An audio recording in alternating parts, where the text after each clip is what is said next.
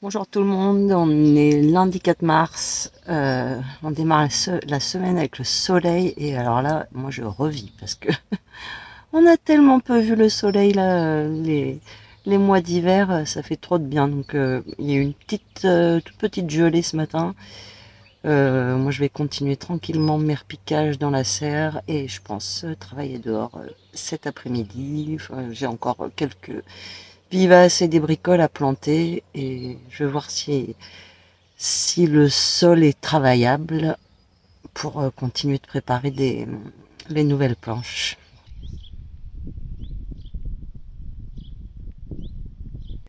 On est mardi 5 mars. Là, je pensais faire des trucs dehors, mais il n'arrête pas de faire des giboulées, normal. Je vais lancer quelques petites boutures et notamment des boutures. Je vais essayer des boutures de sauge blanche.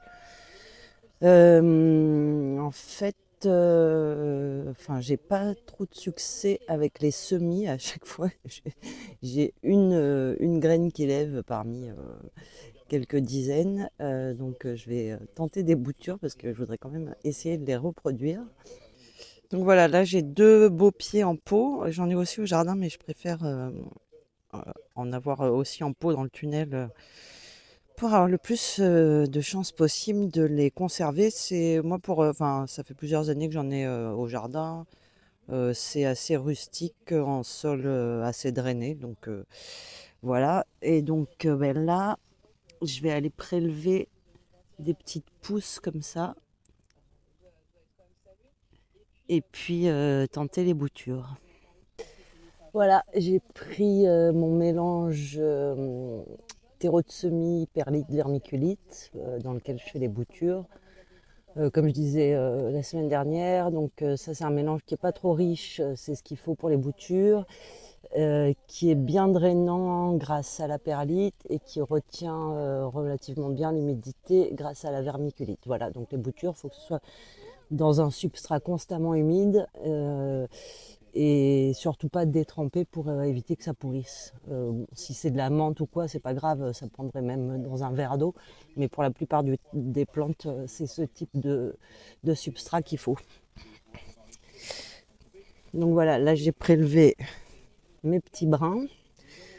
Donc ce qu'on fait pour faire une bouture, c'est qu'on enlève les feuilles sur le long de la tige.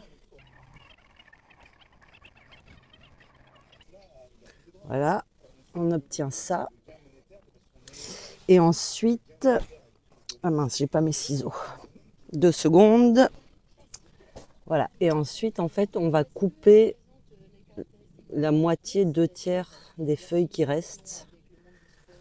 Voilà.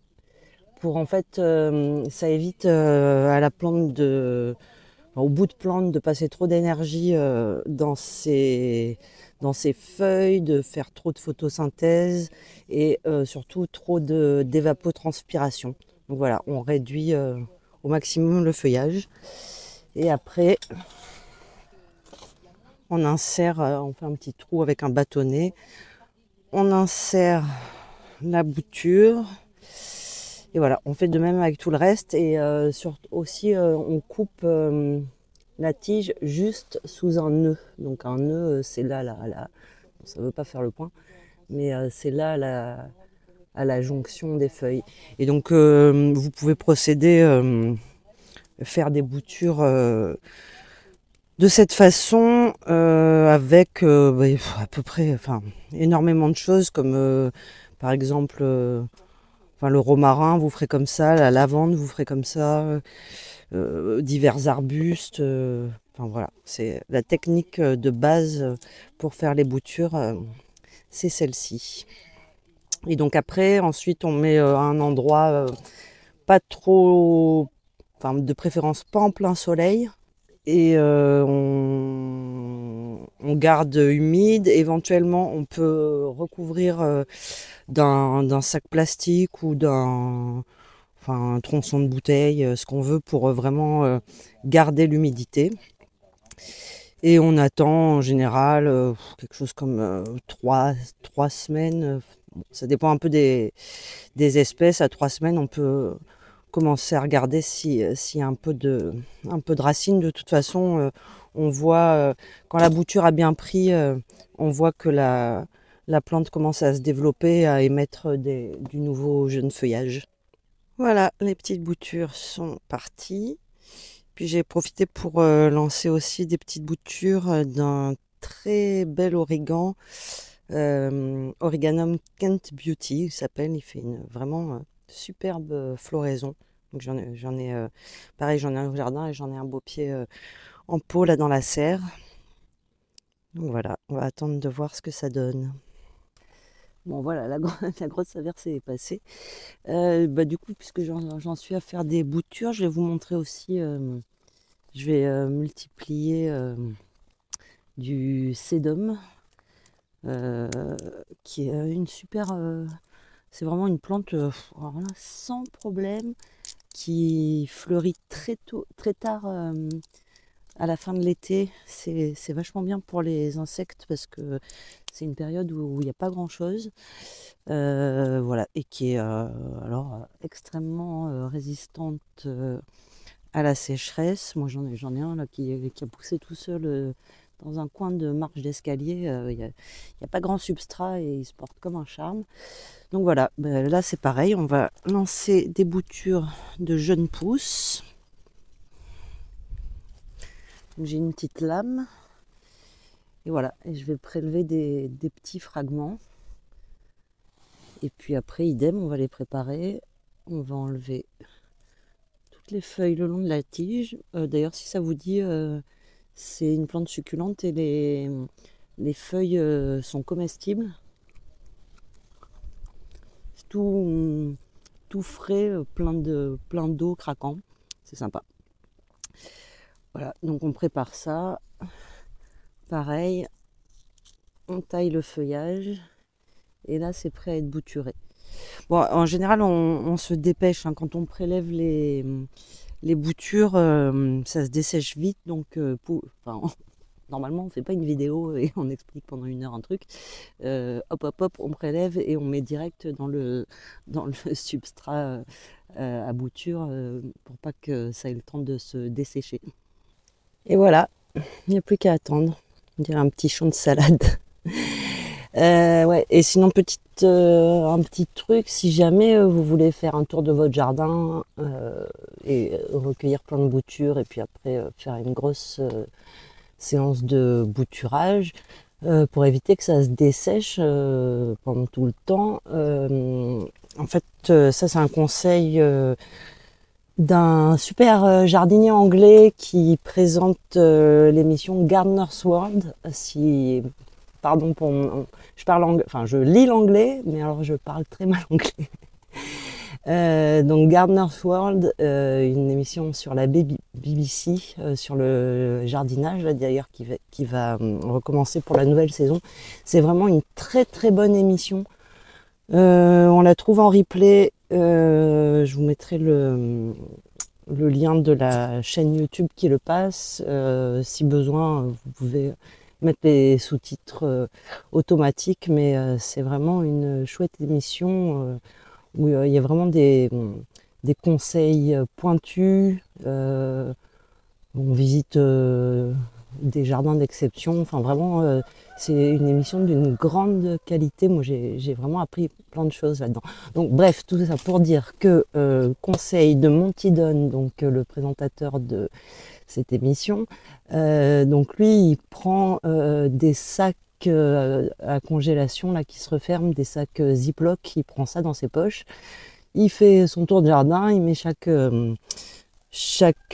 type de bouture dans un sachet, il referme comme ça ne perd pas son humidité pendant qu'il fait tout ça. Et après, il revient à sa table de rempotage et il fait toutes ces boutures ensuite. Et donc, elles ne se sont pas desséchées le temps qu'il prélève toutes les boutures.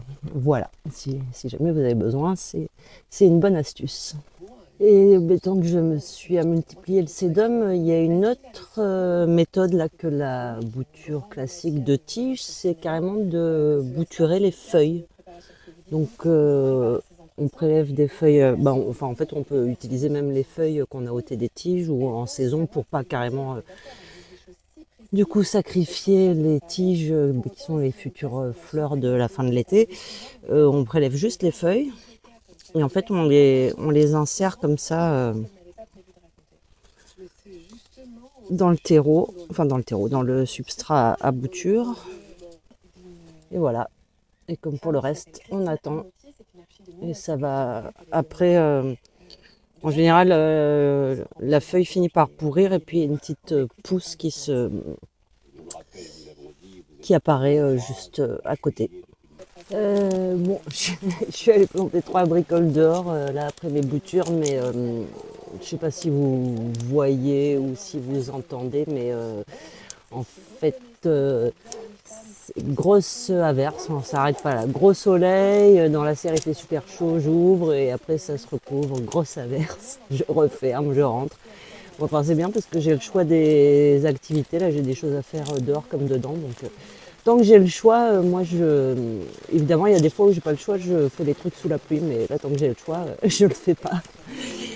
Du coup là je continue, comme j'ai repiqué pas mal de choses, j'ai de la place dans la table, je continue mes semis.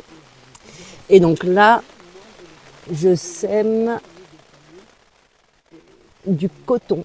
En fait j'ai testé ça pour la première fois l'an dernier.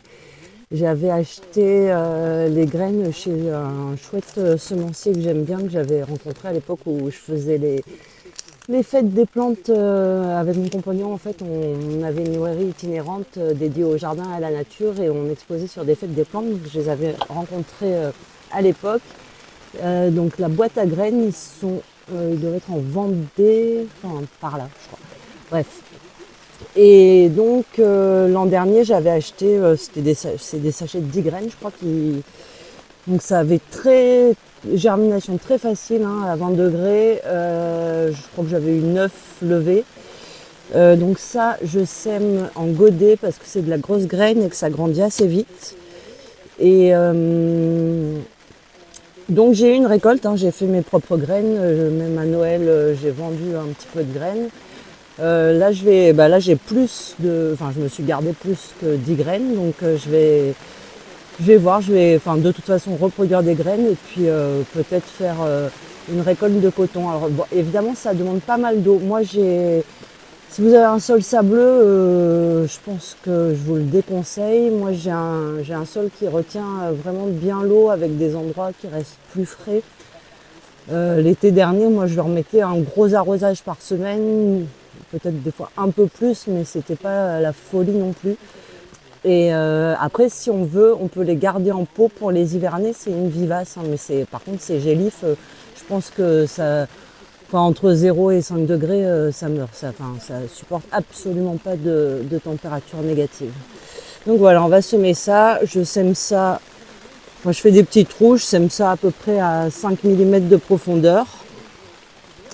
Et franchement, je pense que d'ici 1 ou 2 semaines, je vous montre que ça a germé. Je me rappelle, l'année dernière, j'étais surprise, c'était vraiment facile et rapide.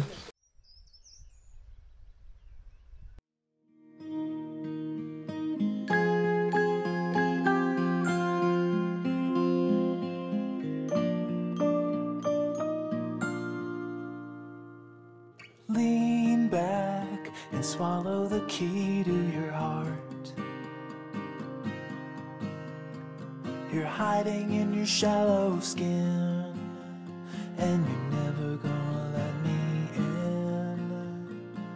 You've had a parachute on from the start. Je me disais c'était chelou. Jusqu'à présent, je préparais Pénard mon marché, sans vent à 80, sans grosses averses et tout. Caramba, encore raté. Bon ben voilà, avec la pluie, j'aurais bien voulu vous montrer un petit peu mieux, mais là c'est chargé, je peux pas faire mieux. Donc voilà, il y a des petits bouquets avec globalement mix narcisse et les bords, un peu de feuillage et du forsythia. On est dimanche, je suis en train de terminer de monter la vidéo. J'ai filmé la division des dahlias, mais je ne l'ai pas monté parce que ça aurait fait trop long, donc je monte ça pour la semaine prochaine. Et puis, bah, écoutez, c'est super cool. Vous êtes déjà plus de 300 à vous être abonnés. C'est avec plaisir que je vous retrouve chaque semaine. Bah, écoutez, si ça vous dit de suivre l'avancée de la saison dans les fleurs, n'hésitez pas à vous abonner, à lâcher un petit pouce. Et puis, bah, écoutez, à très vite.